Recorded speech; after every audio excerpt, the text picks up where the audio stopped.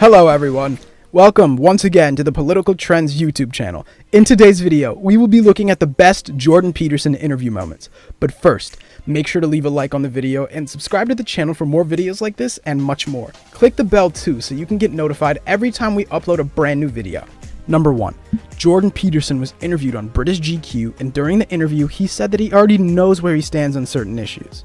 So, she challenged him, and this is what he had to say. Where I stand on all things. I would hope that was true. Okay, let's talk about transgender issues. That's fun. What do you think I think about transgender issues?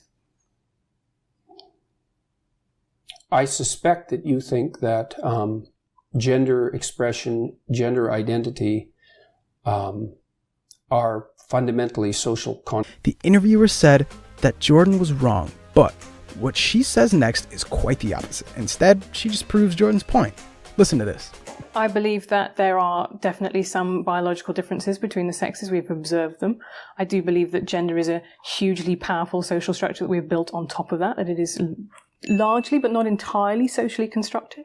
I think when you look back through the history, biological differences have consistently shrunk. Like we were talking in the 80s. They haven't in Scandinavia. I mean, that is awkward, isn't it? I think it would have been better if she just admitted Jordan was right. Number 2. Next, we have Peterson getting pretty angry at an interviewer. This was after the interviewer implied certain things, and it clearly made Jordan really angry. You can see the fire in Jordan's eyes. He was not at all pleased with the interviewer. The interviewer took quite a frosty turn, and there was some back and forth between the two. Masculinity. We are. No, we're not. Yes, we are. How are we talking about masculinity? Because I'm asking you what you think of men and of women. Basically what you've been trying to do, I would say for the last 15 minutes, is put me into a sequence of corners by accusing me of various forms of misbehavior. Number 3. Now we have a clip of Jordan Peterson, and it's on the Rubin Report, where he had some pretty interesting things to say. He starts off by saying how even when the cameras are off, they still talk like they would be if they were on. And Rubin also says that this has made him a better person. Jordan did not agree with him. I know you guys pretty well at this point, and this crew of people that we're sort of in. When we're off camera, we're actually talking about the exact same things. Like we are, whether this camera was on right now or off, like we're living this thing all the time. I can speak from my own experience in this regard. It's made me a better person, and I'm still striving to be a better. How? I'm more authentic. I'm more honest. No. Unforgivably stupid. And I can also see that, and I believe this to be the case, is that you just have failed developmentally. Neurological evidence. Jordan went as far as saying that Rubin has failed developmentally and saying that he's also a child because he's dependent on his parents. He also said that the neurological evidence in that regard is quite clear. Evidence in that regard is quite clear. You're a child and you're dependent on your parents. You can't treat yourself properly. You can't have a relationship with another person. You can't stabilize your family. It's actually a developmental failure. You have to regrow an arm. It's really painful, It's something like that, and that's the case. So, wow, I have to reevaluate some of the things that I think. And you live in hell unless you know them. The part of you that's wrong has to die, right? I mean, I'm hinting at physical Number 4.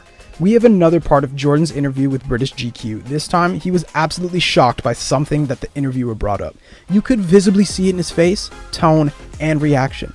Jordan was clearly annoyed that it was brought up, and then he had to explain himself. He definitely wasn't happy. Conspiracy theory. He's probably paranoid. Right, so there are people who take this stuff very, very seriously, and they latch onto it.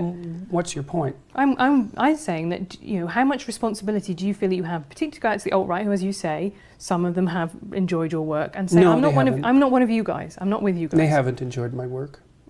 I've definitely read bits on the internet. Read more. Okay. Find some evidence. I'm extraordinarily sick and tired of this particular. As you can see, he was not pleased with the interviewer and even told her to read more. Number 5. Here's Jordan once again getting really angry during an interview.